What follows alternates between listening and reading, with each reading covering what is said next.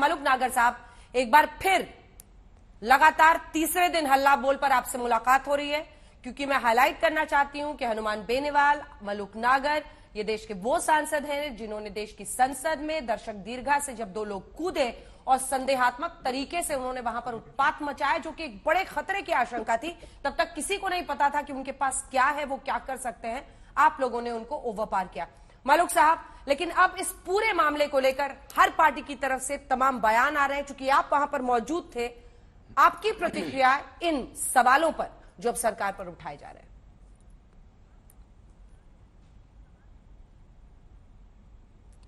देखिए अंजना जी, जो मुझे लगता है साफ तरीके से बात नहीं हो रही है और इसमें राजनीति को बीच में लेके आ रहे हैं और हर किसी का जवाब कहीं ना कहीं राजनीति से जुड़ा हुआ दिखता है। उसमें राजनीति की एक स्मेल आती है। प्रश्न तो ये है कि अंदर वो गए या नहीं गए। तो अंदर अगर गए तो सुरक्षा में चूक 100% हुई। अगर सुरक्षा में 100% चूक हुई तो जो विदेश में बैठी ताकतें हैं जो उग्रवादी से संबंधित हैं और वो हमारे देश के बारे में पहले ही बात कर रही हैं, और आज अगर संसद नहीं चलने दी जाती तो हमारे दो नुकसान सीधे सीधे हो रहे हैं। एक तो विदेश में बैठी ताकतें जो हमारे देश को कमजोर करना चाहती हैं, जो उग्रवादी हमारे देश के बारे में खराब सोच रखते हैं, जो आसपास के पड़ोसी देश जो भूखे मर रहे हैं और हमारा देश तरक्की कर रहा है, जो इससे चिढ़ते हैं, उन लोगों की हिम्मत बढ़ती है कि देश की संसद में ऐसे वहां जाया जा सकता है। और संसद में घुसने के बाद वहां विपक्ष ऐसा है जो संसद को आपका कहना है कि सब एकजुट रहे। एक सेकंड, आपको टोक रही हूं सर, बड़ी खबर इस वक्त आ रही है। आपको बता दें, ललित झा जिसे मुख्य आरोपी मास्टरमाइंड सब बताया जा रहा है, उसके घर बिहार पुलिस पहुंच गई है। बिहार के दरभंगा का रहने वाला बताया जा रहा है ललित झा, और ललित झा के घर बिहार पुलिस पहुंची है। इससे पहले हमने आपको दिखाया था, हम पहुंचे थे उसके मकान मालकिन तक। मकान मालकिन क्या इस मुद्दे पर कह रही है वो भी आपको सुनाएंगे, लेकिन उससे पहले हम तस्वीरें दिखा रहे हैं आपको। बिहार पुलिस दरभंगा में ललित झा के घर पहुंच गई है। गंभीर मामला है, देश की संसद में सुरक्षा में सेंध लगाने का मामला है।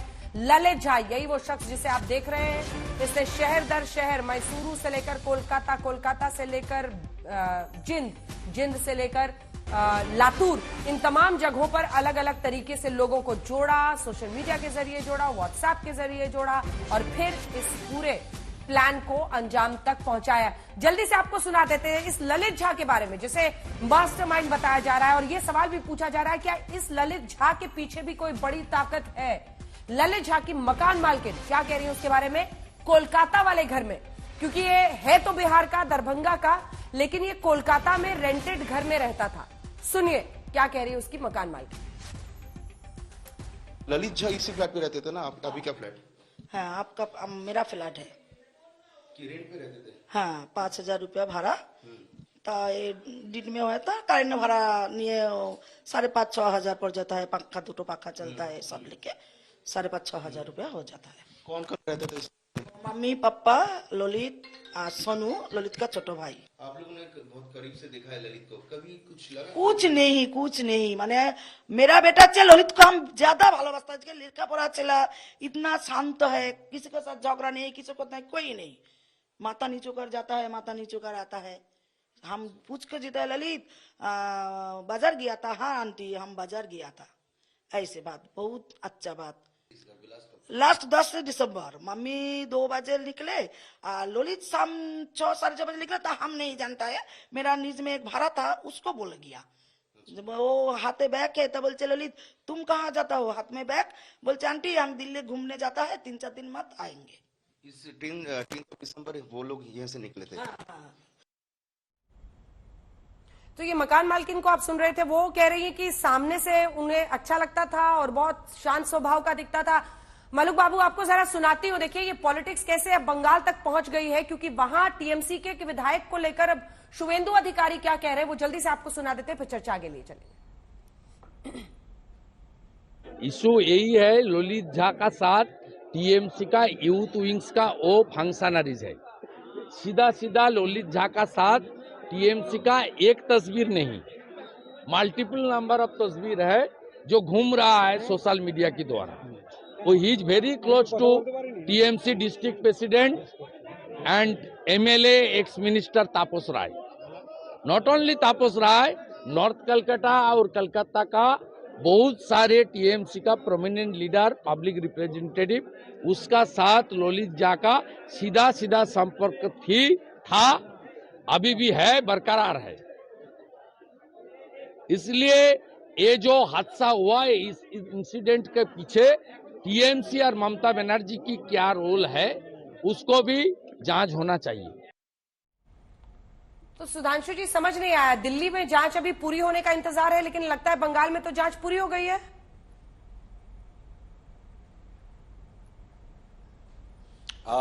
देखिए, शुभेंदु अधिकारी जी ने सिर्फ एक सवाल पूछा है ना, क्योंकि जब इस प्रकार के तथ्य सामने आए, अभी देखिए जो उसकी मकान मालकिन बोल रही थी, उन्होंने क्या कहा, एकदम शांत स्वभाव का था, ऐसा कुछ नजर नहीं आता था। इसका मतलब यह तर्क खारिज हो जाता है कि प्रतिक्रिया में, रिएक्शन में कुछ किया। जो रिएक्शन में करने वाले लोग होते हैं वो बड़े उग्र स्वभाव के और अधीर टाइप के होते हैं, जैसे कुछ भारत में नेता हैं जो बहुत तेज रिएक्शन में दिखाई पड़ते हैं। अगर कोई शांत स्वभाव का व्यक्ति कर रहा है, इसका मतलब बिल्कुल ठंडे दिमाग से किया गया काम है, जिसके तार दरभंगा, कोलकाता, मैसूर, लातूर, जींद, गुरुग्राम, लखनऊ, अब कोई कहे कि ये सब ऐसे ही हो गया, स्पॉन्टेनियस यानी स्वतः स्फूर्त हो गया, तो ये गले के नीचे उतरने वाली बात नहीं है। इसलिए सिर्फ एक सवाल है, जांच तो होती रहेगी, जांच होगी, जांच के बाद ही ये निष्कर्ष सामने आएंगे। परंतु यदि ये आरोप लगा है तो मेरे ख्याल से टीएमसी को कह देना चाहिए कि हमारा कोई लेना देना नहीं है, ये बात एक बार स्पष्ट हो जानी चाहिए। मगर एक और बात कह रहे हैं, अभी नासिर हुसैन साहब को इस बात को लेकर बड़ी आपत्ति थी कि वो 6:19 पे उनको आए, जबकि 6:09-10 तक तो आपका पैकेज ही चला, और तब तक प्रियंका जी बात कर रही थी। मतलब इंडी गठबंधन का आधार इतना कमजोर है कि सीटें साझा करना तो छोड़िए, मतलब टाइम भी साझा करने को तैयार नहीं। अरे भाई, आप ही गठबंधन के प्रतिनिधि बोल रही थी। प्रियंका जी देखिए, फिर से मैं देख रही हूँ आज सुधांशु जी सारे सवालों से हर वॉट अबाउटरी कर रहे हैं, कोई भी जो मुद्दे का सवाल है उस पर जवाब नहीं दे रहे हैं। मेरा सवाल मैं फिर से दोहराऊंगी, यहाँ वहां की आप मत बात करिए, आप बस बताइए टीएमसी के नेता के साथ कोई फोटोग्राफ है, कोई उनका बैकग्राउंड है, कुछ भी आप सब चीज की बात कर रहे हैं। मैं आपसे बस एक सवाल पूछ रही हूँ, वो किसके लेटर पे आए थे, एंट्री किसके लेटर पे मिली? बीजेपी के।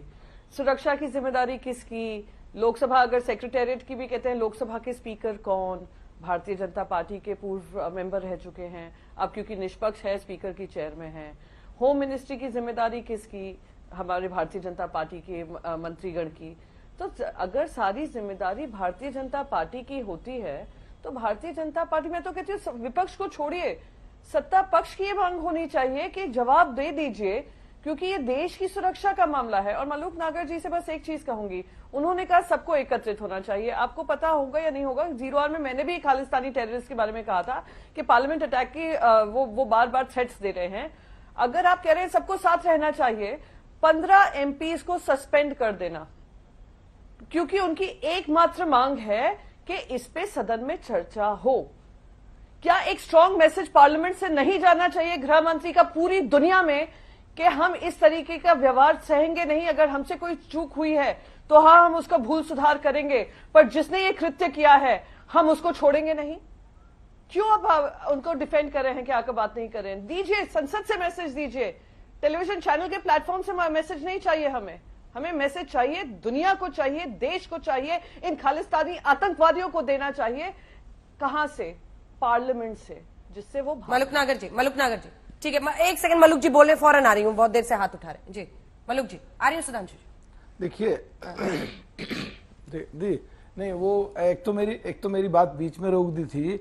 जो भी प्रियंका जी कह रहे हैं कि सबको साथ होना चाहिए, ये बात जो इनकी और हमारी डिमांड है, ये बात तो सच है। लेकिन अभी मैं एक चीज पूछना चाह रहा हूं, पूरे आपके जो पैनल पे सारे लोग हैं, 2001 में घटना घटी, 4 तक एनडीए की सरकार थी, तो क्या इंप्रूवमेंट सिक्योरिटी में किया, या उस समय कितने कानून बदले गए? और 2004 से 2014 तक 10 साल यूपीए की सरकार थी, कितने कानून बदले इन्होंने, कितने अमेंडमेंट किए एक्ट में, क्या सिक्योरिटी में इन्होंने अमेंडमेंट किया जो अब यहां बात किस तरीके से रख रहे हैं। और 2014 से सुधांशु जी बैठे हैं, आज 2019 से 2024 तक करीब 9.5 साल होने को हैं, इतने कानून बदल दिए, इतने अमेंडमेंट ले आए। क्या कोई सिक्योरिटी पे यूएस की तरह, यूके की तरह, यूरोप की तरह, इजराइल की तरह, रूस की तरह, क्या कोई हाई टेक्निक उससे भी ज्यादा पूरा होमवर्क डिटेल करके क्या अपग्रेडेशन किया जैसे कानून में करें? अगर नहीं किया तो एक घटना घटी। तो अब घटना पे तो बात हो रही नहीं, सिक्योरिटी पे क्या हो बात हो नहीं रही। 2024 का चुनाव दिख रहा है, उसमें कौन अपनी बात बढ़िया तरीके से कह दे ताकि वोट मिल जाए। देश कोई मतलब नहीं, राष्ट्र प्रेम कोई मतलब नहीं, देश की बाहर बदनामी हो रही है कोई मतलब नहीं, ठीक है। उग्रवादियों को लग रहा है संसद में घुसा जाता है कोई परवाह नहीं, बाहर खिल्ली उड़ रही है कोई परवाह नहीं। क्यों ऐसी बात कर रहे हैं? ठीक है, जवाब लेते हैं मलुक बातों जी। को प्रियंका जी कह करके कह रहा हूं हाँ। कि इस पे हमें सब एक दिखना चाहिए। और जान हमारी खतरे में थी और हमने जान खतरे में डाली, हमें भी दुख है और हम चाहते हैं कि जिम्मेदारी फिक्स हो। जो बीजेपी का एमपी है वो भी जांच के दायरे में आए, हम ये भी चाहते हैं, लेकिन इसके पीछे राजनीति नहीं होनी चाहिए। जी जी जी जी। प्रियंका जी, छोटा सा जवाब मुझे नासिर हुसैन साहब और फिर सुधांशु जी से जवाब लेना है। बस एक छोटा सा जवाब है। राजनीति कौन कर रहा है ये खुद आपको आत्मचिंतन करने का विषय है। आप कह रहे हैं चर्चा इस पे नहीं होती, उस पे नहीं होती। चर्चा कराने की जिम्मेदारी किसकी है नागर साहब? और कौन संसद में इस तरीके का माहौल बना रहा है कि चर्चा ही ना हो? कौन संसद में आकर जवाब नहीं दे रहे? मैं आपसे बस एक स्पष्ट कह रही हूं, आपने कहा 2004 से 14 पे इसकी जिम्मेदारी थी, जो 2014 से इनकी थी। 2004 से 14 में क्या इस तरीके की घटना सामने आई? वाजपेयी जी के समय पे ये घटना हुई, हमने सबने, देश ने एकजुट होकर ये वादा किया हम ये फिर से घटना नहीं होने देंगे। और सच्चाई ये है कि देश में फिर से ये दुर्भाग्यपूर्ण घटना हुई है। भारतीय जनता पार्टी के कार्यकाल में हुई है, उन लोगों के कार्यकाल में हुई है जिन्होंने वादा किया था पीओके भी लाएंगे, एक्साइज चिन्ह भी लाएंगे, पर अब जवाब देने से ठीक है, टाइम बहुत कम है। मलुक साहब सिर्फ 2 लाइन, राष्ट्रीय सुरक्षा को आगे रखकर बोल रही हूँ जी, सिर्फ 2 लाइन मलुक जी। हाँ, शॉर्ट में 2 लाइन में। 2001 की घटना के बाद जो इंक्वायरी में जो रेजोल्यूशन पास हुए कि ये अपग्रेडेशन हो 2004 से 2014 के बीच में, क्या उनका कंप्लायंस प्रियंका जी किया गया? ठीक है, बोलो। सैयद नासिर हुसैन साहब। एक 2 पॉइंट पे सिर्फ मैं अपनी बात रखना चाहता हूँ। एक तो मलुक नागा साहब बार बार पूछेंगे 2001 के बाद में क्या सिक्योरिटी में इंप्रूवमेंट हुआ, क्या कंप्लायंस रिपोर्ट का कंप्लायंस हुआ क्या? भैया उनको तो ये समझना चाहिए कि नई पार्लियामेंट बिल्डिंग है, करोड़ों रुपए इसके ऊपर खर्चा गया था। आप लोगों के टेलीविजन चैनल्स में इतना दिखाया गया था इस पार्लियामेंट हाउस के बारे में कि तो ये ऐसा है तो वैसा है, तो प्रधानमंत्री जी जाके खुद ही चेयर चेक कर रहे हैं, नीचे झुक के देख रहे हैं, पता नहीं क्या क्या फोटोज आप लोगों ने दिखाया था। तो इसकी सिक्योरिटी में ब्रीच कैसा हुआ, ये जवाब सरकार को देना है। ना तो प्रियंका जी देंगे, ना तो नासिर हुसैन देंगे, ना हम बनाए थे ये पार्लियामेंट बिल्डिंग। पार्लियामेंट बिल्डिंग बनाई गई थी एनडीए सरकार द्वारा, जवाब उनको देना। पॉइंट नंबर 1 स्ट्रेट सवाल है, स्ट्रेट जवाब दीजिए सुधांशु जी, टाइम बहुत कम है। Let me finish.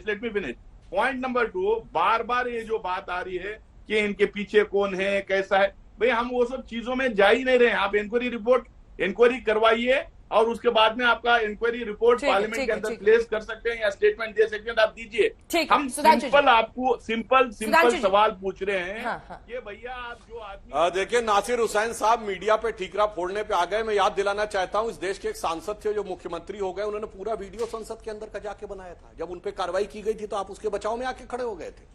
और मैं ये भी, मलुक नागर जी ने जो सवाल उठाया बिल्कुल जायज है। हमने एविडेंस एक्ट में भी बदलाव किया और यूएपीए में भी एक्ट में भी बदलाव किया है। और तीसरी बात, चूंकि यहां दुनिया भर की बात आ गई, प्रियंका जी ने कहा दुनिया में क्या संदेश जाएगा, मलुक नागर जी ने, दुनिया में 2 सबसे बड़े सिक्योरिटी लैब्स जो हुए हैं, एक अभी जो इजराइल और हमास घुस गया इजराइल में, और एक 9/11। सुधांशु जी, सब बहुत दूर की बात हो गई, बस एक सेकंड उनको दिखा दीजिए मेरे साथ। प्रश्न इतना है, वो कह रहे डेरेक ओब्रायन को वेल में जाने पर निलंबित किया जाता है, प्रताप सिम्हा कहां है? प्रताप सिम्हा सामने आकर अच्छे से बता दे कि क्या हुआ नहीं हुआ। ऐसे मामले में तो कोई भी अबाव सस्पिशन नहीं हो सकता है ना। प्रताप सिम्हा सबके सामने नहीं, जांच एजेंसी के सामने जो बोलना होगा बोलेंगे। और डेरेक ओब्रायन जी के विषय में चेयरमैन ने बोला कि वो रिपीटेडली ऐसी हरकतें की हैं, पिछले सत्रों में भी की हैं। पूरा आप वीडियो फुटेज निकाल के